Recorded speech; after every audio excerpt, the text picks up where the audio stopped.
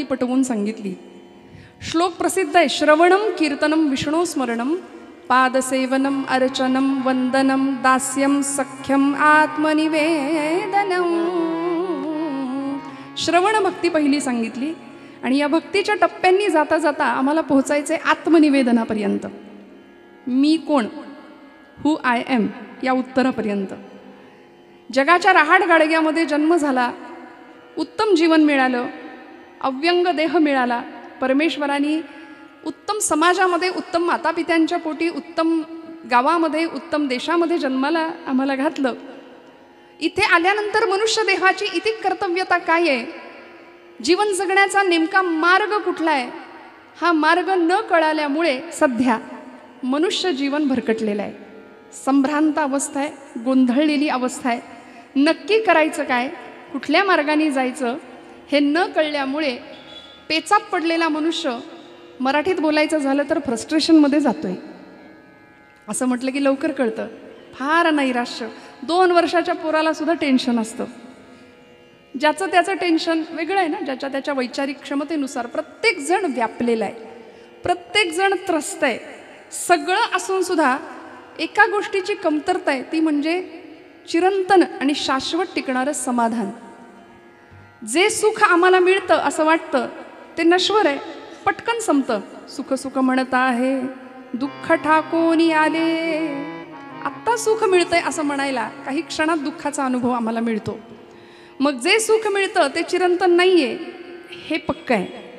मग शाश्वत समाधान, चिरंतन समाधान कसं मिळेल, तर त्या परमात्मा तत्वापर्यंत गेल्यानंतर. कारण तो परमात्मा कसा आहे, माझे ज्ञानोबा माऊली त्याची ओळख सांगते. नवे साक्षात महाविष्णूंचा अवतार असलेले ज्ञानराज.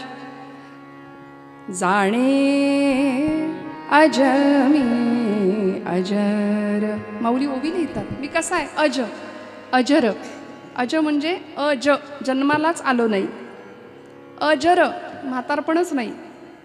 जाणे अज मी अजर अक्षमी अक्षर अपूर्व मी अपार स्वानंद मी. गोड माऊलींनी स्वतःची आयडेंटिटी दिली या एका ओवीमध्ये. मी कोण आहे, जाणे अज मी अजर, अक्षर, मला नाश नाही, मी अविनाशी आहे. अपूर्व मी, अपार मी, स्वानंद मी. आनंद हा असा शब्द आहे श्रोते हो, आनंदाला विरुद्धार्थी शब्दच नाही आहे. आहे का? असेल तर मला कीर्तन झाल्यावर सांगा. तुम्ही म्हणाला आहे की सुख, सुखाला जसा दुःख तसा आनंदाला सुद्धा दुःख. पण नाही, दुःख हा मराठी भाषेतला शब्द सुखाला विरुद्धार्थी आहे. आनंद या शब्दाला विरुद्धार्थी शब्दच नाही आहे. मग आनंद स्वरूप असलेला परमात्मा, त्या परमात्म्याची पूर्ण कृपा व्हावी यासाठी आयुष्यभर धडपड आमच्या संतांनी केली. तो आनंद तुम्हाला मला मिळावा याकरता धडपडले. परोपकाराय सताम विभूतया, जगाच्या कल्याणा संतांच्या विभूती. देह कष्टविती परोपकारे, ब्रह्ममूर्ती संत जगी अवतरले. उद्धराया आले दीनजना. तुमचा माझा उद्धार करावा, तुमच्या माझ्या जीवनाचा उद्धार व्हावा याकरता अंतःकरण तळमळलं आणि त्याकरता आमचा उद्धार करण्याकरता प्रगट झाले. वास्तविक ज्ञानोबा हरिपाठात सांगतात, मागील या जन्मा मुक्त झालो. आम्ही इथे येण्याचं काही कारण नव्हतं, आम्ही मुक्त झालो आहोत. पण तरी सुद्धा का आलो? सेवितो हा रस वाटी तो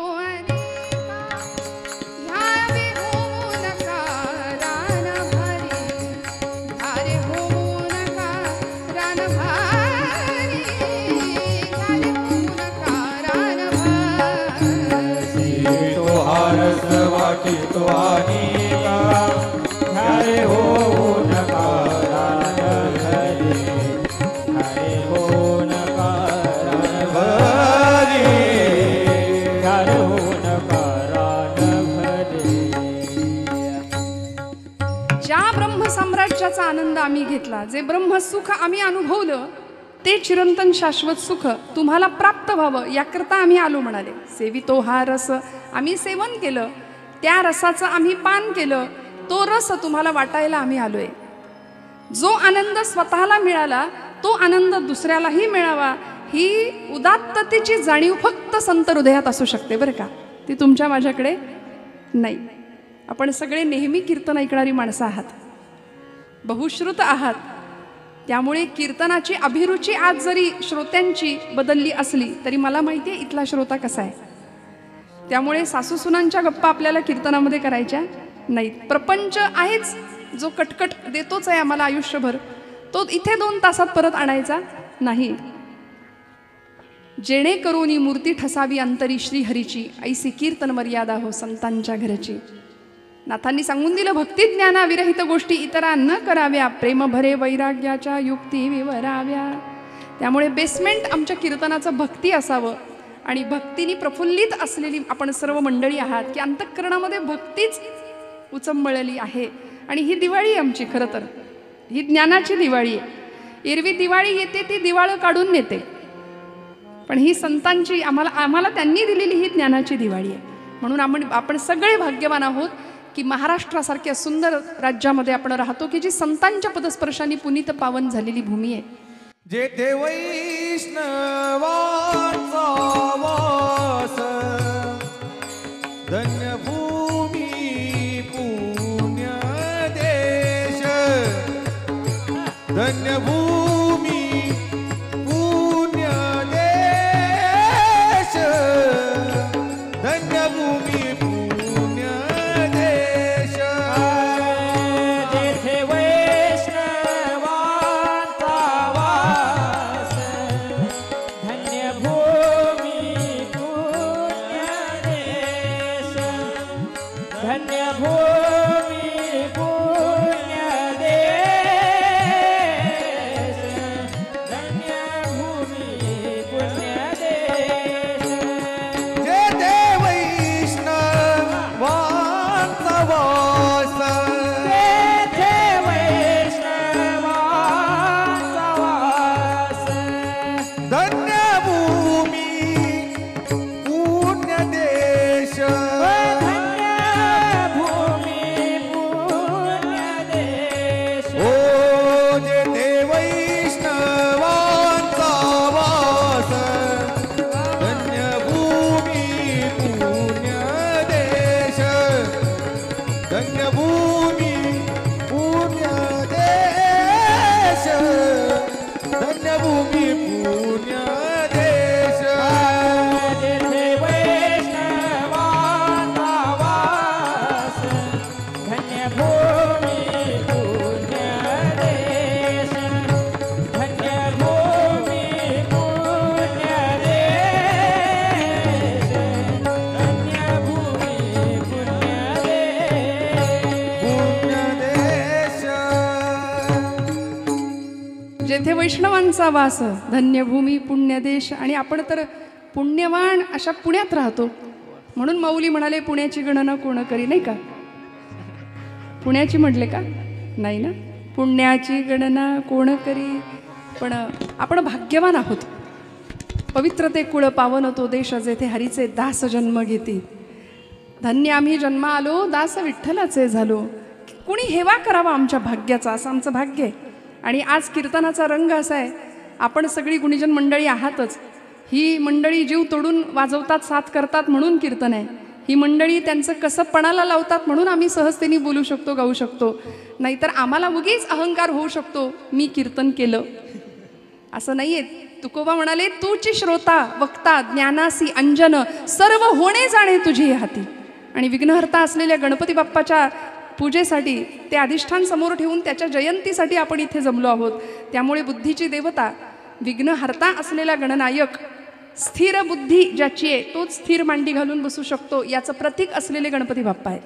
म्हणून बघा तुम्ही, शास्त्रात मंगलमूर्तींची जी मूर्ती आहे की नाही, शास्त्रानुसार बरं का, आता ट्रॅक्टरवरचा पण गणपती असतो, हां अजून कुठल्या वेशातला असतो तो विषय सोडून द्या, पण शास्त्रांनी सांगितलेली गणेशाची मूर्ती ही स्थिर आसन आहे, स्थिर बुद्धीचं लक्षण आहे ते. आम्ही कीर्तनात बसलो तरी 2 तासात आसनांचे बरेच प्रकार होतात करून, पण स्थिर आसन ज्याचंच असू शकतं ज्याची बुद्धी स्थिर आहे. तुम्ही आम्ही खेळीमेळी गदारोळी आनंदे, हे सगळ्यांनी मिळून करायचं काम आहे. ही सेवा सगळ्यांनी मिळून व्हावी, म्हणून एकट्याचं नाही. कीर्तन हे एकट्याने होऊच शकत नाही. श्रोते तुम्ही महेशाची या मूर्ती. ज्ञानोबांनी श्रोत्यांना नमस्कार केला, अधिकार सांगितला. आणि परब्रह्म स्वरूपातले आपण श्रोते म्हणून मी नेहमी सांगत असते, शब्दब्रह्म, स्वरब्रह्म, नादब्रह्म यांचा त्रिवेणी संगम झाला की कीर्तनात परब्रह्म साकार होतं. तर जन्माला आलेलं प्रत्येक व्यक्ती समाधानासाठी, सुखासाठी, मग ते नश्वर सुख मिळावं याकरता का होईना, प्रपंचातल्या मागण्या मागाव्या याकरता का होईना, भगवंताच्या दारात जातोच. कितीही नास्तिक माणूस असला ना तरी भगवंताकडं जातो. खरं तर नास्तिक म्हणवणारा जास्त आस्तिक असतो. देव नाही असं म्हणणारी माणसं त्याचं अस्तित्व जास्त मान्य करतात, माझं हे मत आहे. पु ल देशपांडे म्हणायचे, मी नास्तिक आहे, स्वतः मान्य करायचे, पण देवाकडून, देवाच्या रस्त्यावरून किंवा एखाद्या देवळासमोरून जाताना माझे हात नकळत जोडले जायचे भगवंताकडे. त्यामुळे 100% नास्तिक या जगात कुणीच असू शकत नाही, कुणीच नसतो. बरं, देव आहे की नाही त्याच्या अस्तित्वावर शंका घेणं म्हणजे आपल्या अस्तित्वावर शंका घेण्यासारखं आहे. त्यामुळे त्या परमात्म्याची पूर्ण कृपा होण्याचे अनेक मार्ग आम्हाला परमदीन दयाळ दीनवत्सल असलेले आमचे संत, की ज्यांना माऊलीच्या संबोधनाने आम्ही संबोधलं, त्या आई समान असलेल्या संतांनी आम्हाला मार्ग दाखवलाय. मार्ग दावूनी गेले दयानिधी संत. त्यामुळे आज त्यांच्या कृपेने तुम्ही आम्ही सगळे इथे आहोत. त्या मार्गावरून वाटचाल करत असताना त्यांचा सहवास सहज जरी लाभला तरी काय काय परिणाम होतं हे सगळं सांगत असताना, जसं माइलस्टोन्स असतात की नाही, हे मिळाल्यावर हे मिळतं, ते मिळाल्यावर ते मिळतं, तसं या अभंगामध्ये तुकोबरायांनी आम्हाला असे माइलस्टोन्स दिलेत. काय केल्याने काय मिळेल, काय केल्याने काय मिळेल. आपल्याला सवय असते साधारणपणे, प्रापंचिक मनुष्य लाभ काय मिळेल, हे मी केल्यानंतर मग मला काय मिळेल, उपास तापास केल्याने मग मला काय मिळेल, 16 सोमवारचं व्रत आम्ही करू, काहीतरी कामना असते म्हणून करू, हा स्वभाव आहे आमचा. काय केल्याने काय मिळतं, तुकोबरायांना आमचा स्वभाव माहिती आहे. म्हणून प्रस्तुतच्या अभंगात सुरुवातीपासूनच महाराजांनी फायदेच सांगितले हो संतांच्या सहवासाचे. संत चरण रज लागता सहज, संत चरण रज लागता सहज, संत चरण रज लागता सहज. क्या बात है. संत चरण रज लागता सहज. संत चरण रज लागता सहज, संत चरण रज लागता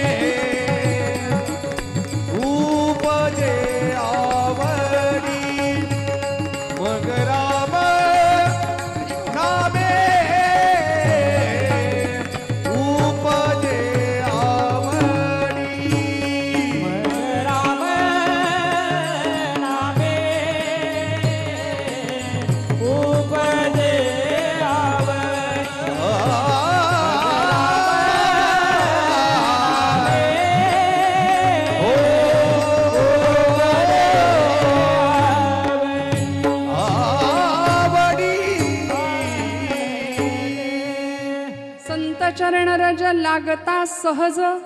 तुकोबरायांनी भगवंत परमात्म्याची कृपा आमच्यावर कधी होईल? जेव्हा संतांच्या चरणाचा सहज स्पर्श तुम्हाला मला होईल. साधा सरळ अर्थ. मग काय होईल? वासनेचे बीज जळून जाय. तुमच्या माझ्यामध्ये निर्माण होणाऱ्या अनेक प्रकारच्या वासना, त्या सात्विक आहेत, राजस आहेत, तामस आहेत. 3 प्रकारच्या वासना तुमच्या माझ्यामध्ये निर्माण होत असतात. मग या प्रत्येक वासनेचं प्राबल्य प्रत्येकामध्ये कमी अधिक प्रमाणात आहे. म्हणून आपण म्हणतो सात्विक व्यक्ती आहे, राजस आहे, तामस आहे. दुर्योधन तामस होता, रावण तामस होता.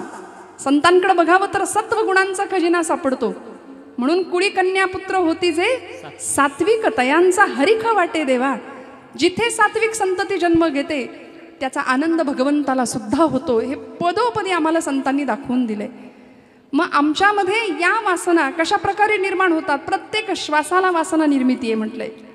आरोग्यशास्त्र आम्हाला सांगतं एक निरोगी मनुष्य दिवसाला 24 तासांमध्ये निरोगी माणूस बरं का 21,600 एवढ्या वेळा श्वासोच्छ्वास घेतो. श्वास घेणं, पूरक, कुंभक आणि रेचक ही जी प्रक्रिया आहे, आरोग्यशास्त्र सांगतं 21,600 वेळा आम्ही श्वासोच्छ्वास घेतो. त्या प्रत्येक श्वासाला वासना निर्मिती होते. कल्पना करा किती वासना निर्माण होतात. जन्म घेणे लागे वासनेच्या संगे. भागवतामध्ये जडभरताची उदाहरण आहे, गोष्ट आहे, आपल्या सगळ्यांना माहिती आहे की त्या भरताला वासनेच्यामुळे पुन्हा पुन्हा जन्म घ्यावा लागत होता. आणि ती वासना संपुष्टात आली. संतांचा सहवास झाला, स्पर्श झाला, कृपा झाली, भगवत प्राप्ती झाली. तुमच्या माझ्यातलं वासनेचं बीज संपूर्णपणे नष्ट व्हावं, संतांची परिपूर्णपणे कृपा तुमच्या माझ्यावर व्हावी, याकरता तुकोबराय सांगतात संत चरण रज लागता सहज वासनेचे बीज जळून जाय.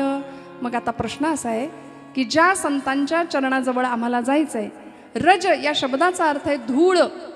ती धूळ मस्तकाला लावून घ्यायची, असे संत आत्ता समाजात आहेत का? आहेत का? काय म्हणणं आहे तुमचं? बोला. आहेत? समाजामध्ये संत सात्विक वृत्तीची साधू सज्जन मंडळी आहेत का? माझं म्हणणं आहे भगव्या कपड्यातलाच, फक्त रुद्राक्षांच्या माळा परिधान केलेला, भस्माचे पट्टे अंगावर ओढलेलाच फक्त साधू नसतो. देवते संत निमित्त त्या प्रतिमा. संतांनी आम्हाला सांगून दिलं, भगवंतांनी प्रत्येक कुळामध्ये, प्रत्येक जातीमध्ये संत रूपाने स्वतः परमेश्वर अवतीर्ण झाले ना. ब्रह्ममूर्ती संत जगी अवतरले. प्रत्येक कुळामध्ये, प्रत्येक जातीमध्ये संतांनी अवतार घेतला. तुमचा माझ्यासाठी, तुम्हाला मला पावन करायला, तुमच्या माझ्या सगळ्या प्रश्नांची उत्तरं द्यायला. आमचं भाग्य इतकं मोठं आहे. आम्ही डॉक्टरकडे जातो, डॉक्टरवर पूर्ण विश्वास ठेवतो की नाही? जरा कुठे काही दुखणं आलं, औषधाचं प्रिस्क्रिप्शन मिळतं, काही अक्षर आम्हाला कळत नाही त्याच्यावरचं, मला तरी नाही, तुम्हाला कळत असेल तर बघा. पण मेडिकलमध्ये आपण जातो, ती औषधं आणतो आणि छान हळदी कुंकू वाहून देवापुढं ठेवतो, बरोबर ना? काय करतो? ती औषधं घेतो. जे काही 4 दिवसाचा 5 दिवसाचा कोर्स असेल तो पूर्ण करतो. मग डॉक्टरवर आम्ही विश्वास ठेवतो. एखादा शास्त्रज्ञ आम्हाला सांगतो अमुक अमुक शोध असा असा मी लावला. एखादा अंतराळवीर आम्हाला सांगतो की अमुक ठिकाणी चंद्रावर अमुक आहे, मंगळावर अमुक पाणी सापडले, अमुक जमीन आहे, अशी जमीन आहे, असा खड्डा आहे. आम्ही विश्वास ठेवतो. एखाद्याने जर आम्हाला सांगितलं हे विष आहे बरं का, हे विष प्यायलं तर माणूस मरतो, असं जर एखाद्याने आम्हाला सांगितलं, आम्ही म्हणतो बघू बरं 2 थेंब, मी कुठं पिऊन बघितलंय माणूस मरतो की नाही, असं म्हणतो का आपण? विश्वास ठेवतो.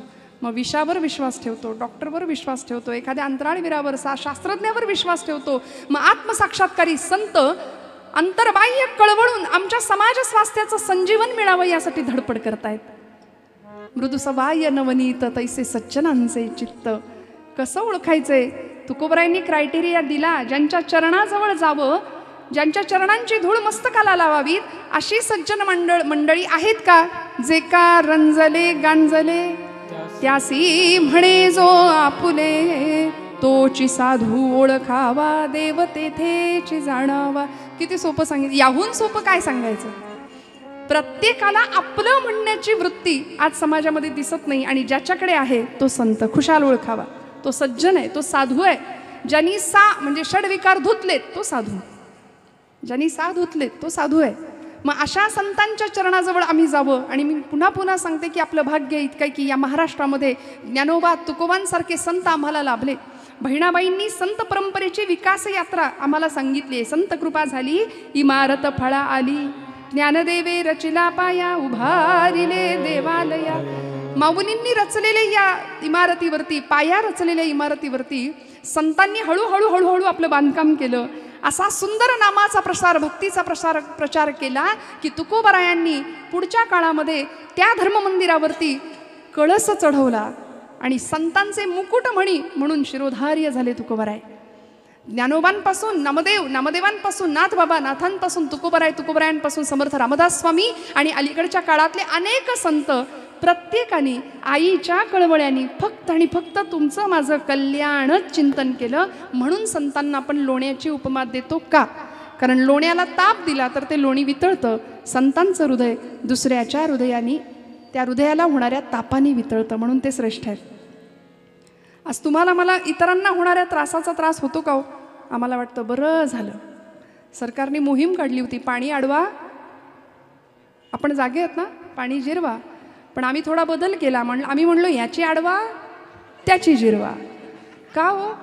जरा कुठे बरं झालं आमच्या शेजाऱ्यांचं, जगाचं, तर आम्हाला काहीतरी त्रास होतो. ही मानवी प्रवृत्ती. एक जण गेला ना डॉक्टरांकडे, म्हणाला डॉक्टर खूप पोट दुखतंय. डॉक्टर म्हणले नेमकं कधीपासून दुखतंय? काही कल्पना, काही कुपथ्य झालंय का, खाण्यात काही आलंय का? नाही म्हणाले, आठवत नाही, पण शेजारी स्लॅब पडलाय तेव्हापासून जास्त दुखतंय म्हणाले. किसी ने कहा है लोग अपने दुखों से उतना सुखी नहीं है जितना कि दूसरों के दुखों को देखकर सुखी है. अपने दुखों से उतना दुखी नहीं है जितना कि दूसरों के सुखों को देखकर दुखी है. मला सांगा, आमचं दुःख आमच्या पाचवीलाच पुजलंय, पण इतरांचं दुःख बघून आम्हाला सुख व्हावं की दुःख व्हावं? म्हणून माझे ज्ञानोबा माऊली का श्रेष्ठ? का त्यांची चरणधूळ मस्तकाला लावायची? आज आम्ही आळंदीला गेलो तर माझी माऊली म्हणून कडकडून मिठी मारतो. ज्ञानोबांचं इतकं दिव्य चरित्र सांगणं हे माझ्या तरी बुद्धीला, यथा शक्तीला आणि मतीला न झेपणार आहे. इतकं ते सुंदर अलौकिक चरित्र आहे की ज्यांनी अखंड प्रकारे भगवंताला आळवलं. सगळ्या जगाचं दुःख ज्यांच्या हृदयामध्ये विश्वाचे आर्त माझ्या मनी प्रकाशले, अवघेची झाले देहब्रह्म, या न्यायाने फक्त जगाचं दुःखच माऊलीच्या अंतःकरणाने, स्वतःच्या अंतःकरणात सामावलं. खळांची सुद्धा व्यंकटी सांडू दे, हे मागणं भगवात्माकडं, विश्वात्मक भगवंताकडं मागितलं. जगाच्या पाठीवर इतकं उदात्त मागणं मागणारा कुणीच नाही. मागणारा तेवढ्या ताकदीचा आहे, देणारा सुद्धा तेवढ्याच ताकदीचा होता. इतकं सुंदर देखणं मागणं तुम्हाला मला नाही जमलं मागायला, नाही जमत. ज्ञानोबांनी ते मागितलं. संत हृदय, साक्षात महाविष्णूंचा अवतार, कैवल्य साम्राज्य चक्रवर्ती, कैवल्याचे धनी, योगी यांचा राणा. 12व्या शतकामध्ये समाजाने केलेल्या निंदेचं सगळं विष पचवलं होतं ज्ञानराजांनी, पण चूळ भरली ती अमृताची. जगाला अमृताची संजीवनी दिली. ये मराठीची ये नगरी, ब्रह्मविद्येचा सुकाळू करीत ज्ञानोबा सांगतात. मग असं 750 वर्षापूर्वी ज्ञानोबांनी 9000 रूपांच्या ओव्यांच्या रूपाने ज्ञानेश्वरी तुम्हाला मला दिली. आणि आम्ही सहज म्हणतो की आम्हाला ज्ञानेश्वरी जमत नाही वाचायला, वेळच नाही. जगातलं सगळ्यात मोठं खोटं वाक्य आपण बोलून मोकळे होतो. खरं सांगा, सगळ्यात खोटं वाक्य आहे की नाही, मला वेळ नाही. कीर्तनाला चला, नाही हो, वेळच नाही, जमलंच नाही. खरं सांगू का, इथे कीर्तन, नामस्मरण, भजन हे भाग्यात असावं तर घडतं. अभंगाचं शेवटचं चरणाकडे आपल्याला जायचंय. तुका म्हणे सुलभ साधन गोमटे, परी उपतिष्ठे पूर्व पुण्ये. हे सहज साध्य जरी वाटत असलं तरी सुद्धा पूर्व पुण्याही लागते. जन्मोजन्मी आम्ही बहुपुण्य केले, तेव्हा या विठ्ठले कृपा केली. सहस्त्र जन्मा ओळगी जे एक वेळ मुखासे यावया. हजारो जन्मांची पुण्य ओवाळून टाकावी लागते एकदा भगवंताचं नाम मुखात यायला. म्हणून आम्ही सगळे भाग्यवान आहोत की इथे ज्ञानोबांच्या, तुकोबांच्या महाराष्ट्रामध्ये तर आम्ही आहोत. छत्रपती शिवाजी, छत्रपती संभाजींच्या महाराष्ट्रामध्ये आम्ही राहतो आहोत. इथे येऊन कथा कीर्तन ऐकण्याची वृत्ती आमच्या मनामध्ये निर्माण होतीये. का? कारण आमचं पाप आडवं येत नाही. इथे काही मंडळी कीर्तनाला यायचं म्हटलं तरी येऊ शकत नाही. बघा, काहीतरी अडचण येते, काहीतरी अडचण होते. आम्ही भाग्यवान आहोत. रोजचे दौरे, रोजची धावपळ सहन नाही होत. कधी कधी असं वाटतं आज घरी बसावं, कीर्तन नको करायला. तरी सुद्धा कुणाचा तरी फोन येतो, ताई काही करून कीर्तनाला उभ्या राहा, चला बसा गाडीत. हे भाग्य आहे. आता भगवंताला मान्य नाही आहे आपण शांत राहिलेलं. आपण कीर्तन श्रवण केलं पाहिजे, आपण हातात टाळ घेतला पाहिजे, आपण गायलं पाहिजे, आपण वाजवलं पाहिजे. त्याची कृपा आहे, अनन्य कृपा आहे आमच्यावरती. मग हे आम्हाला कुणाच्या माध्यमातून कळलं? संत चरण रज लागता सहज वासनेचे बीज जळोनी जाय. तुमच्या माझ्या मध्ये निर्माण होणाऱ्या अनेक वासना संपुष्टात येतात फक्त संत सहवासामुळे, संत संगतीमुळे. संतांच्या चरणाचा नव्हे, तिथे आ हा एक शब्द अनुस्यूत आहे. संत आचरण, संतांच्या आचरणाचा संग आम्हाला मिळावा. परिणाम काय आहे संतांचं आचरण? सगळं शिकवलंय बरं का, कुठेही जायची गरज नाही. मी परवासुद्धा एक वाक्य बोलून गेले. संत या जगामध्ये आज बघा तुम्ही, तरुणाई, विशिष्ट वयातली प्रौढ मंडळी, महिला वर्ग, लहान मुली सगळे टेन्शनमध्ये आहेत, फ्रस्ट्रेशनमध्ये आहेत, नैराश्य आहे, ताणतणाव आहे. मग या सगळ्यामध्ये आम्हाला कुठेतरी काउन्सिलिंग हे नवीन एक क्षेत्र आज निर्माण झाले की तिथे जावं. आम्हाला सल्ला मिळतो की काउन्सिलरकडे जा. मी म्हणते संतांइतका काउन्सिलरच नाही आहे जगामध्ये. तुमच्या माझ्या सगळ्या प्रश्नाची उत्तरं तिथं आहेत, गाथेमध्ये, ज्ञानेश्वरीमध्ये आहेत. आपण म्हणतो आम्हाला ज्ञानेश्वरी कळतच नाही. याचं कारण आम्ही लेकरू होऊन माईकडे जात नाही. साधा सोपा प्रश्न विचारते, लेकराची भाषा आईला कळत नाही, असं कधी होतं का हो? होतं असं? कधीच नाही. जन्माला आलेलं तान्हं लेकरू मांडीवर आईने घेतलं की त्याला भूकेच्या, तहानेच्या सगळ्या वेदना होतात. त्या वेदनांच्या संवेदना आईला पोहोचतात, अचूक उपचार आई करते. मग ज्ञानोबांना जर आम्ही विश्वमाऊली म्हटलंय तर आम्ही लेकरू होऊन माऊलींकडे का जात नाही, हा माझा प्रश्न आहे. आम्ही लेकरू होऊया, ज्ञानोबांकडे जाऊया, त्यांच्या चरणांची धूळ मस्तकाला लावूया. बस ज्ञानेश्वरी पूर्ण कृपा तुमच्या माझ्यावर केल्याशिवाय राहणार नाही. सगळ्या वासनांचं बीज जळून जाईल, सगळ्या वासना नष्ट होतील. संत चरण रज लागता सहज वासनेचे बीज. तुकोबराय ठामपणे का सांगता तो? यामागे अनुभव आहे. सोहिरोबानाथ अंबी यांचा अभंग आहे, अनुभवा वीण मान हलवू नको रे. हरिभजना वीण काळ घालवू नको रे. हरिभजना वीण काळ घालवू नको रे. हरिभजना वीण घालवू नको रे. हरिभजना वीण काळ घालवू नको रे. संत संगतीने समज, संत संगतीने समज, ध्यानी आणुनी पुरते उमज, आणुनी मनी पुरते उमज.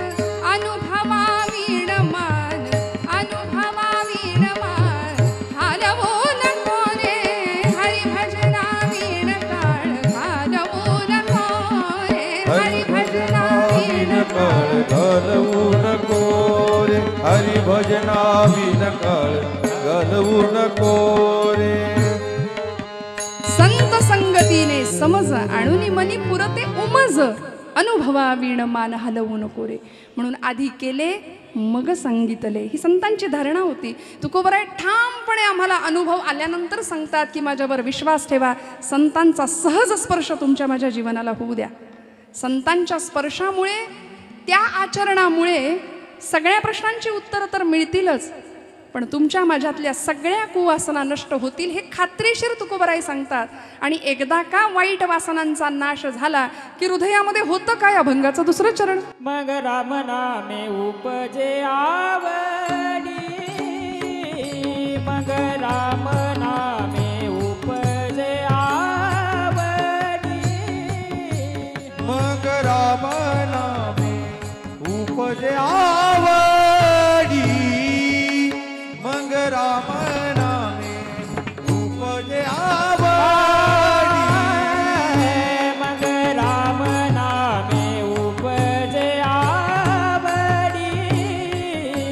मग राम नामे उपजे आवडी. मग राम नामे उपजे आवडी. मग राम नामे उपजे आवडी. सुख घडो घडी वाढू लागे. सुख घडो घडी वाढू लागे. मग राम नामे उपजे आवडी. मग राम नामे उपजे आवडी.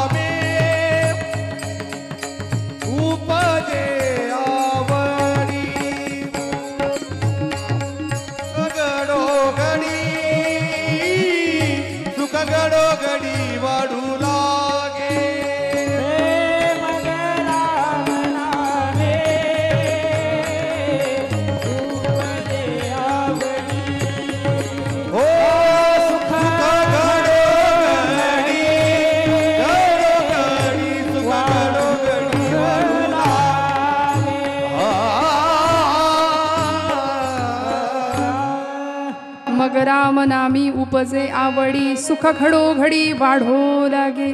मग काय होतं? अभंगाच्या दुसऱ्या चरणात तुकोबराय सांगतायत, एकदा का संतांचा सहवास झाला, जया दर्शने स्पर्शने पुण्य जोडे, जया भाषणे नष्ट संदेह मोडे. सगळे संदेह विरतात, सगळे संशय मिटतात. गोपालकृष्ण सांगतात, संशयात्मा विनश्यती. संशयी माणूस स्वतःही सुखी होत नाही आणि जगालाही सुख लागू देत नाही. म्हणून विश्वास ठेवावा संतांची पायी, हा माझा विश्वास सर्व भावे दास झालो त्यांचा. परिपूर्णतेने विश्वास ठेवावा अशा पायांवर. परिणाम काय होतो? मग रामनामी उपजे आवडी.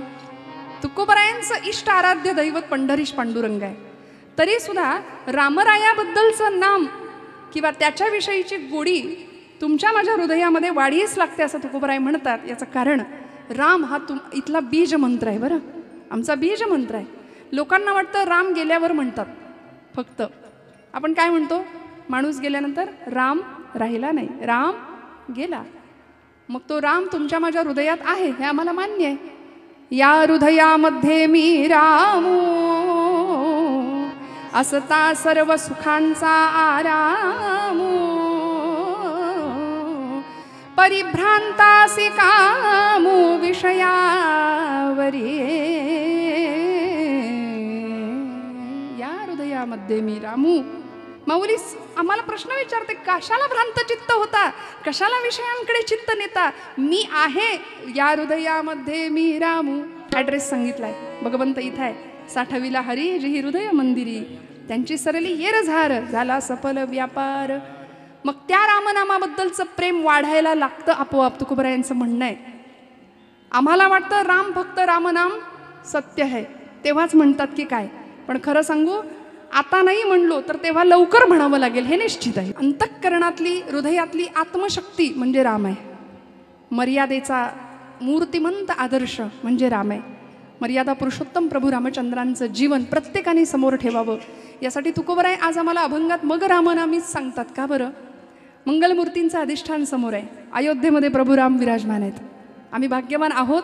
याची देही याची डोळा या सुवर्णाक्षरांनी लिहून ठेवावे अशा इतिहासाचे आम्ही साक्षीदार आहोत. आम्ही पुढच्या पिढीला सांगू शकतो राम मंदिराचा सोहळा आम्ही पाहिला. अयोध्येला नाही जमलं जायला, पण इथे पाहिला, लाईव्ह प्रक्षेपण पाहिलं. असं नेतृत्व आम्ही कुणातल्या पक्षाचे नाही बरं का, आधीच क्लिअर करते. हे बरं असतं आधी सांगितलेलं. आमचा एकच पक्ष आहे, पण सावरकर म्हणतात जे जे उत्तम उदात्त उन्नत महन मधुरते ते जे चांगलं आहे ते चांगलं आहे. रामराय रामप्रभू प्रतिष्ठित झालेत. आज देशातल्या प्रत्येक तरुणांनी रामांचा आदर्श समोर ठेवणं गरजेचं आहे.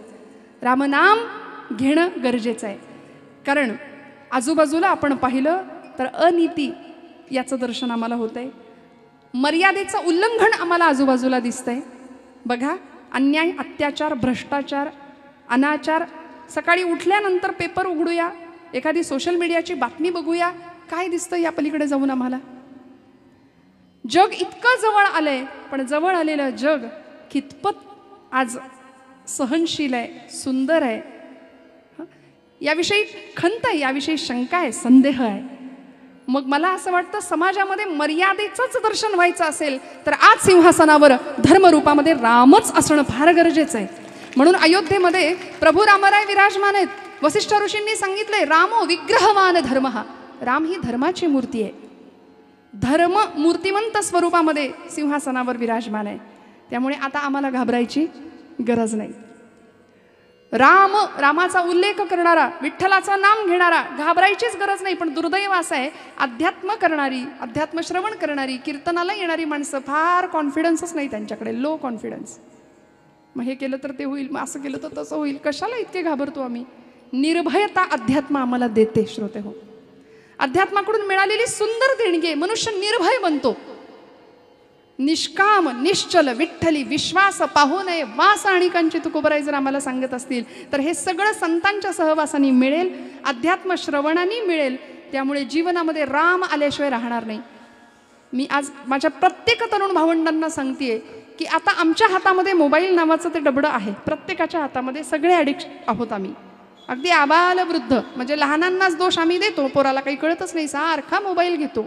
पण ते घेत असताना घरातले आजोबा म्हणतात मला सुद्धा कळत नाही, एवढं त्यातलं त्याला कळतं, सगळे फंक्शन त्याला माहिती आहेत. सगळे खेळ त्यातले तो खेळतोय. हं, सोशल मीडिया त्याच्या हातात आहे, सगळं जग त्याच्या हातात आहे. आम्ही नको त्या गोष्टींना दुजोरा देतो, त्याचं कौतुक करतो. मग त्याच मंडळींना नाही तर तुम्हाला मला सुद्धा ते व्यसन आहे की नाही? मान्य करा, हो म्हणा. वा वा, याला मोठेपणा लागतो मनाचा. बघा, आहे बाबा व्यसन. आमचं रोज दूध उतू जातं व्हॉट्सॲप चॅटिंग करताना. काय करायचं, रोज आम्ही पोरांना म्हणतो मला माझं काम करू दे, हा घे मोबाईल आणि बस तिकडं. म्हणतो की नाही आम्ही? हो म्हणा. त्यामुळे हे सगळं तुमच्या माझ्या बाबतीत घडतंय.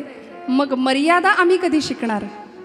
हातामध्ये तरुण मुलगा घरात बसलाय सोफ्यावर लोळत, वडीलधारक कोणीतरी घरात आलंय आणि बाप मुलाला सांगतोय, अरे बाबा ऐक माझं, मी काहीतरी तुला सांगतोय, ऐक माझं. याची नजर सुद्धा वर नाही मोबाईलमध्ये. मी हे चुकीचं सांगत असेल तर मला सांगा, चुकतंय ताई तुमचं. नजर मोबाईलमध्ये आहे, वर बघायला सुद्धा तयार नाही. जुनी पिढी माझ्यासमोर बसली आहे. आपण वयोवृद्ध जुनी जाणती मंडळी आहात. पूर्वीचा काळ, पूर्वीच्या मर्यादा, शिक्षकांच्या विषयी, वाडवडिलांच्या विषयी काय होत्या हे मी सांगायला नको. वडील घरात आले तरी सोफ्यावर लोळत पडणं ही संस्कृती नव्हती आपली. मग मुलगी असू दे, मुलगा असू दे. पण आता कुणीही या, कसेही या, आम्ही आमच्या मस्तीत मस्त दंग आहोत. ही आजची पिढी आहे. हे मर्यादेपलीकडचं जीवन आहे. चौकटीतलं स्वातंत्र्य आम्हाला कधी अनुभवायला मिळणार? कधी आम्ही अनुभवणार?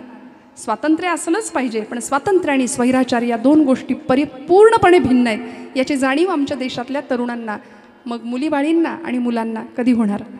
मला कधी कधी प्रश्न पडतो. म्हणून मर्यादेचं पालन करणारा प्रभुराम आमच्यासमोर असणं गरजेचं आहे. मी नेहमी आमच्या भावंडांना सांगते की एखादी वेब सिरीज एखाद दिवशी नाही बघितली तर काही बिघडत नाही, पण रामांचं चरित्र आता प्रत्येकाने वाचायला घ्या. कारण या भारतीय संस्कृतीने चारित्र्याची पूजा केली आहे. श्रोते हो, रावणासारखा सुद्धा भक्त आम्हाला शोधून सापडणार नाही की ज्यांनी शिवपिंडीवरती फूल कमी पडावं म्हणून स्वतःचं शिरकमल वाहून पिंडीवर टाकावं. तो रावण शिव उपासक होता, शिवभक्त होता, पण भारतीय परंपरेने त्याला राक्षस ठरवलं. का? मर्यादा नाही सांभाळली, चारित्र्य नाही जपलं. पण तेच माझे प्रभू रामचंद्र एकवाणी एकवचनी पररमणी जननी मानी विश्वपाल तो दयाल ध्यानी धरावा. या न्यायानी मर्यादा पुरुषोत्तम प्रभू रामांचं चरित्र आज ते दैवत म्हणून तुमच्या माझ्या समोर आहेत. भारतीय संस्कृतीने चारित्र्याची पूजा केली. या देशातल्या प्रत्येक तरुणांनी चारित्र्य जपावं. स्वामी विवेकानंदांनी तारुण्याचे 3 तकार आम्हाला याकरताच सांगितलेत: तेजस्विता, तपस्विता आणि तत्परता. हे ज्याच्याकडे त्याला म्हणायचं तरुण. वयाचं बंधन नाही. आमच्या शिवचरित्रांच्या इतिहासामध्ये 75 वर्षाचे शेलार मामा सुद्धा म्हणायचे की अरे तान्या, म्या लढन उदय भाल्याशी, बाजूला होतो. गडाला पण सिंह गेला, गोष्ट आपण जाणता. मग 75 वर्षाचे शेलार मामा तरुण नव्हते का? मी म्हणते तरुणच, कारण तेजस्विता, तपस्विता आणि तत्परता हे 3 गुण त्यांच्याकडे होते. पण दुर्दैव आज आमचं असं आहे, संध्याकाळ झाली की आमचा तरुण धरून आणावा लागतोय. कुठेतरी गटरात पडलेले असतात महाराज, सरकार मान्य होत आहेत. मग स्वामीजींची जी मागणी होती भारताकडून की मला पोलादी स्नायूंचे बळकट संन्यासी पाहिजेत, असे मरतुगडे नकोत म्हणले मला. मन बळकट नाही, मेंदू विकसित नाही, मनगट बळकट नाही, कुणाच्या घेण्यात नाही, कुणाच्या देण्यात नाही, काही जगाशी घेणं देणं नाही. असे एककेंद्री आणि एककल्ली व्यक्तिमत्व मला नको आहेत म्हणाले. मला पोलादी स्नायूंचे बळकट संन्यासी पाहिजेत. निर्व्यसनी संन्याशांचा समूह स्वामीजींनी जमवला होता. आज आमचं व्यसन आणि फॅशन याच्यामध्ये सगळं जीवन बर्बाद होताना आजूबाजूला पाहतोय. याकरता जीवन उजळून निघावं, आत्मतेजाने प्रफुल्लित व्हावं, याकरता जर तुम्हाला मला कशाचा आधार घ्यावा लागेल तर ते निसंशय लिहून घ्या, फक्त आणि फक्त संत वाङ्मय. पर्यायच नाही, दुसरा पर्यायच नाही आहे. सगळ्या प्रश्नांची उत्तर वाङ्मयामध्ये आहेत संतांच्या. ज्ञानोबांनी सांगितली, तुकोबांनी सांगितली. आम्ही आमच्या जीवनामध्ये संघर्ष आहे म्हणून डोक्याला हात लावून बसतो. फार टेन्शन आहे, फार संघर्ष आहे. महाराजांच्या जीवनात सुद्धा संघर्ष होताच. रात्रंदिन आम्हा युद्धाचा प्रसंग, अंतर्बाह्य जग आणि मन, अखंड युद्धजन्य परिस्थिती आहे महाराज म्हणायचे. आहे की नाही तुमच्या माझ्या आयुष्यात? भले आम्ही ढाली तलवारी घेऊन लढत नाहीये, पण वैचारिक संघर्ष प्रत्येकाच्या जीवनात सुरू आहे. कुटुंबातला संघर्ष, मतभिन्नता प्रत्येकाच्या जीवनात सुरू आहे. सुनबाई आली की 4 दिवस पटतं, परत आहे की नाही 9 दिवस नव्याचे संपतात. मतवेग, 2 व्यक्ती एकत्र आल्या की 2 मतं आली एकत्र, मग तिथून वाद, संवाद कमी आणि वादच जास्त. म्हणून संतांनी आम्हाला फार सुंदर सांगितलंय, बोलायचं कसं? बोलू ऐसे बोल बोल, बोलू ऐसे बोल, बोलो ऐसे बोल बोल, बोलो ऐसे बोल,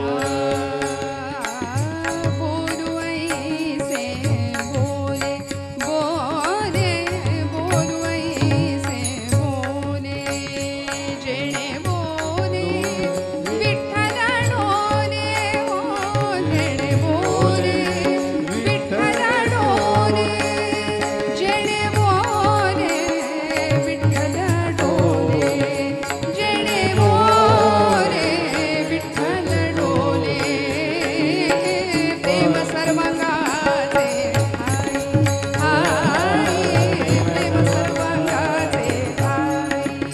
ओ प्रेम सर्वांगाचे ठाई, प्रेम सर्वांगाचे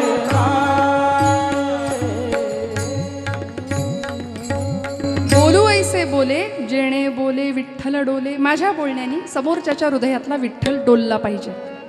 संतांचं आचरण कसं आहे? संतांच्या चरणाची धूळ का घ्यायची, मस्तकाला लावायची? सहज दर्शन पुण्य जोडणार आहे, आचरण शुद्ध परिस्थिती निर्माण होणार आहे. काय बोलायचं, कसं बोलायचं, आचारसंहिता ठरवून दिली. माझ्या बोलण्याने समोरच्याच्या हृदयातला विठ्ठल परमात्मा डोलला पाहिजे. एखाद्याच्या हृदयाला घरं पाडण्याकरता तुमच्या माझ्या शब्दांची योजना असावी का? नाही. मग शब्द संभल के बोलिये, शब्द के हात ना पाव. एक शब्द है औषधी, तो दुसरा शब्द है घाव. आयुष्यभर आम्ही दुसऱ्याच्या हृदयाला चरे पाडतो शब्दांनी. आणि श्रोते हो, शब्दांची जखम भयानक असते, ती भरून नाही निघत. शस्त्राचा वार भरून निघेल, जखम भरून निघेल, पण शब्दांनी केलेली जखम भरून नाही निघत. म्हणून माणसं दुखावली जातात. 25 वर्षापूर्वी लग्नामध्ये साडी हलकी दिली म्हणून केलेला अपमान 25 वर्ष आमच्या लक्षात राहतो की नाही? आता माझ्या पोराच्या लग्नात तिला बघ, ठेवतो की नाही आम्ही लक्षात? कृतींनी माणूस दुखावतो, शब्दांनी माणूस दुखावतो.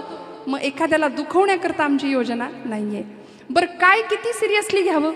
दुसऱ्याची कृती, वृत्ती, विचार, बोलणं आम्ही आमच्यापर्यंत कितपर्यंत लागून घ्यावं हे तुमच्या माझ्या हातात आहे. श्रोते हो, तुमच्या माझ्या परवानगीशिवाय आपल्याला कुणीच सुखी किंवा दुःखी करू शकत नाही. वाक्य लक्षात ठेवूया. आपल्या इच्छेशिवाय आपल्याला कोणीच सुखी किंवा दुःखी करू शकत नाही. म्हणून जीवन विद्या मिशनचं वामनराव पैंचं सगळ्यात मोठं वाक्य आहे, तूच आहेस तुझ्या जीवनाचा शिल्पकार. मग ही आमच्या जीवनाची शिल्पकृती घडवण्याचं पूर्णपणे सामर्थ्य संतांनी आम्हाला दिलंय. छत्रपतींनी तुकोबांच्या जवळ जावं, समर्थांच्या जवळ जावं.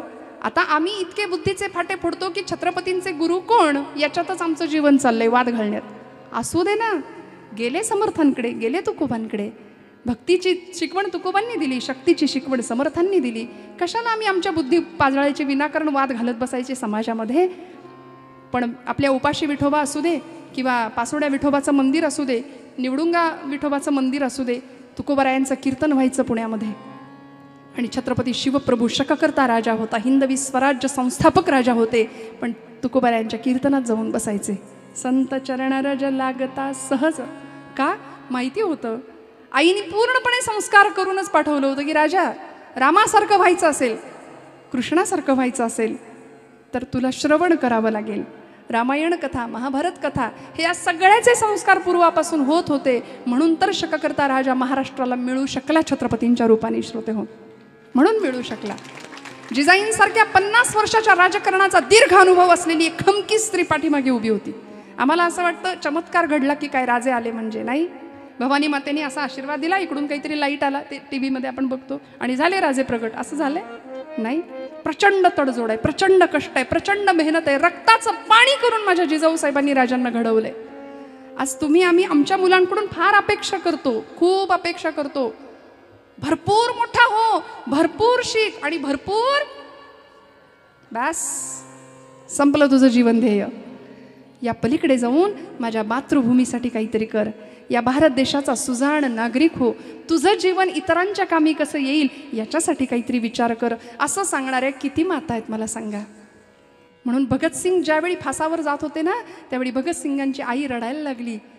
तुरुंगाच्या कानाला त्या भिंत लावायची, या भिंतीला कान लावायची, लोकांनी विचारावं माँ क्यों रो रही हो, आपका भगत फाशी पे जा रहा है. 22-23 वर्ष काही मरायचं वय नसतं, पण निघाले, हुतात्मा झाले. आईने रडावं, लोकांनी विचारावं माँ क्यों रो रही हो, आपका भगत फाशी पे जा रहा है इसलिए रो रही हो. भगत सिंगांच्या आईने सांगावं नहीं, मेरा भगत आज जा रहा है, मातृभूमी के लिए बलिदान दे रहा है, इसलिए मैं नहीं रो रही हूँ. भगत सारखी 7 पोरं जरी माझ्या पोटी जन्माला आली असती ना, तरी ती 7च्या 7 मी मातृभूमीला अर्पण केली असती. याच्यासाठी मी रडतीये म्हणाले. इतका त्याग, इतकं बलिदान, सर्वस्व समर्पण हे संतांनी या भूमीला शिकवले श्रोते हो. म्हणून संतांच्या चरणाने काय होणार आहे, सुख घडोघडी वाढू लागे तुकोबराय म्हणतात. प्रपंचातलं सुख आम्ही जे मानतो ते खरं सुख नाहीच आहे, तो भ्रम आहे सुखाचा, खोटं सुख. पण चिरंतन सुख, सुख घडोघडी वाढो लागे महाराज म्हणतायत. म्हणून परमार्थातलं सुख आणि प्रपंचातलं सुख यामध्ये फरक आहे. प्रपंचातलं सुख गणिती पद्धतीने वाढतंय असं आपल्याला वाटतं, पण परमार्थातलं सुख बहुमितीय पद्धतीने वाढतं, दुपटीने. आणि म्हणून तर चोखोबांना दिसलं होतं तिथे, चोखोबांना दिसलं ना पंढरीच्या वाळवंटामध्ये, साजिरे गोजिरे श्रीमुख सांगले, साजिरे गोजिरे श्रीमुख सांगले, शंख चक्र विरविले गदा पद्म विटेवारी विटेवारी, सुखाचे जे सुख चंद्रभागे तटे, सुखाचे जे सुख चंद्रभागे तटे, कुंडलिका पाठी उभे ठाके, उभे ठाके, उभे ठाके, सुखाचे जे सुख, सुखाचे जे सुख, सुखाचे जे सुख. सर्व सुखाचे आगर बाप रखुमा देवीवर, तुका म्हणे माझे हेची सर्व सुख पाहिन श्रीमुख आवडी नाही. सगळं सुख आणि सुखाच्या सगळ्या कन्सेप्ट तिथं येऊन थांबल्यात संतांच्या. तुम्हाला मला जे वाटतं ते सुख फक्त प्रपंचातलं नश्वर आहे. म्हणून तुकोबराय म्हणतात, मग राम नामी उपजे आवडी, सुख घडोघडी वाढो लागे. यानंतरचा परिणाम काय, मी म्हटलं ना, हे झाल्यावर हे झाल्यावर हे. आणि आध्यात्मिक क्षेत्रामध्ये एका उंच बैठकीवर तुकोबराय आम्हाला निघून जात आहेत. काय होतं, अभंगाचं 3रं चरण. कंठी प्रेम दाटे नयनी नीर लोटे, कंठी प्रेम दाटे नयनी नीर लोटे, कंठी प्रेम दाटे नयनी नीर लोटे, कंठी प्रेम दाटे नयनी नीर लोटे, कंठी प्रेम दाटे नयनी नीर लोटे, कंठी प्रेम दाटे नयनी नीर लोटे, कंठी प्रेम दाटे नयनी नीर लोटे, कंठी प्रेम दाटे नयनी नीर लोटे, हृदय प्रगटे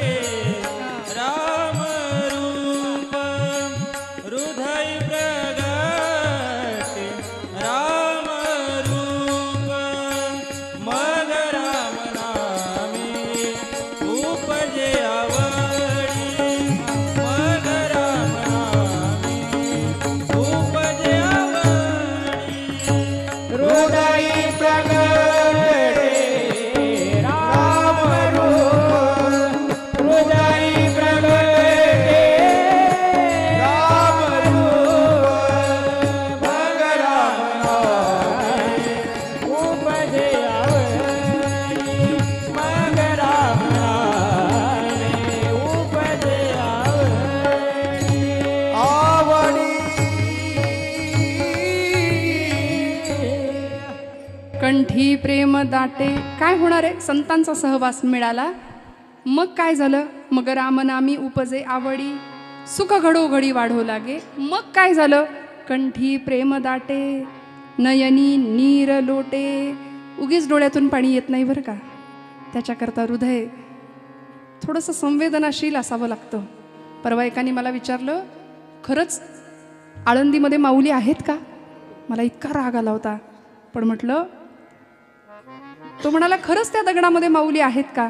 म्हटलं आहेत, पण डोकं टेकवणारा दगड नसावा म्हणजे मिळवलं.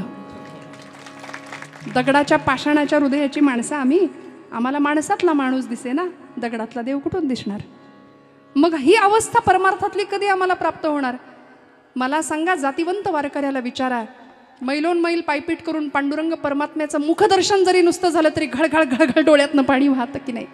कंठी प्रेम दाटे, नयनी नीर, आपोआप आपोआप अष्टसात्विक भाव जागृती होते, डोळ्यातनं धारा वाहायला लागतात. 1.5-2 तासाच्या कीर्तनाचं हेच इप्सित श्रोते हो.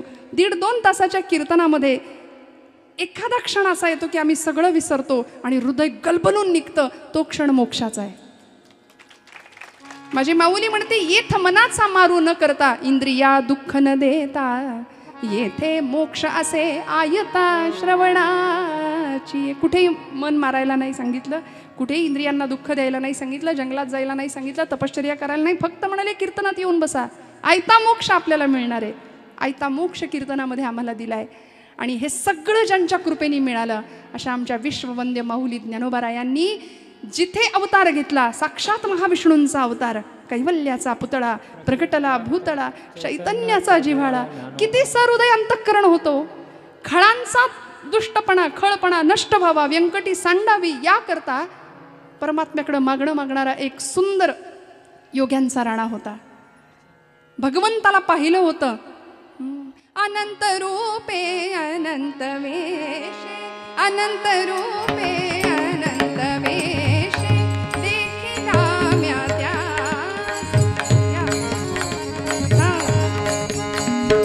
देखिला म्या त्यास, बाप रखुमान देवरू, गुण पाणली तैसी दोम्या, देखिला साजणी दोम्या, देखिला साजणी दोम्या, देखिला साजणी तो, देखिला साजणी.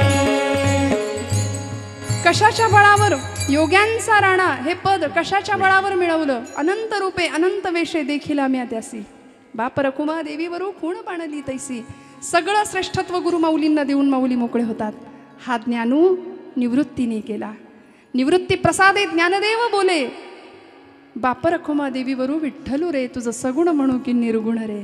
अनेक प्रश्नांची उकल झाली. हो रखुमाई, बोला बोला, टाळी वाजवा.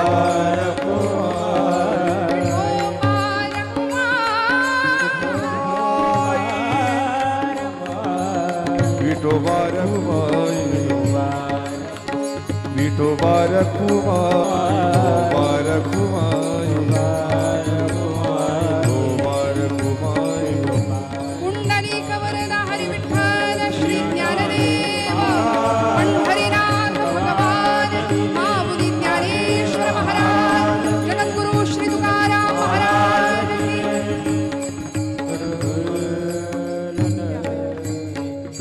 तुकोबराय म्हणतात, तुका म्हणे सुलभ सहज साधन गोमटे, परी उपतिष्ठे पूर्व पुण्ये. आज आम्हाला हे साधन लाभलंय म्हणजे आमची पूर्व पुण्याई निश्चित आहे, चांगली आहे. आम्ही अनंत जन्माच्या पुण्याईचं फळ म्हणून इथे आहोत, हरिकीर्तनामध्ये आहोत, या धर्ममंडपामध्ये आहोत.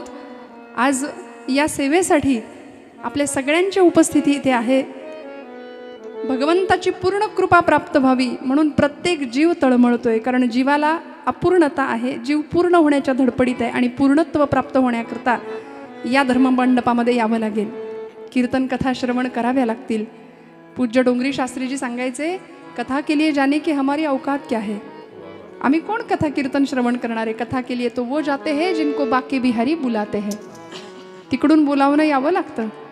आणि एक दिवस असा यावा, शेवटचा आयुष्यातला क्षण असा अनुभवायला मिळावा, आयुष्यभर रामनाम करावं, आयुष्यभर विठ्ठल स्मरण करावं.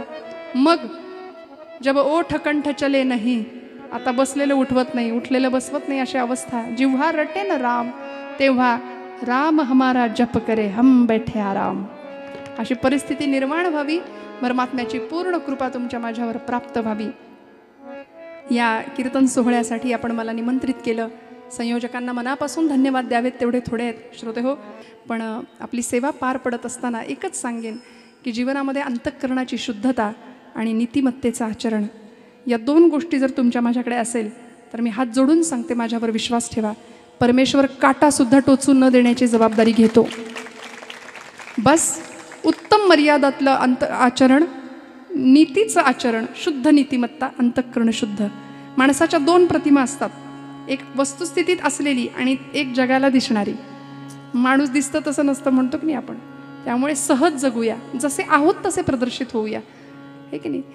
दिखाव्याची भक्ती भगवंताला कळते. पत्रम पुष्पम फलम तोयम यापैकी काहीही तरी आवडीने सेवन करणारे.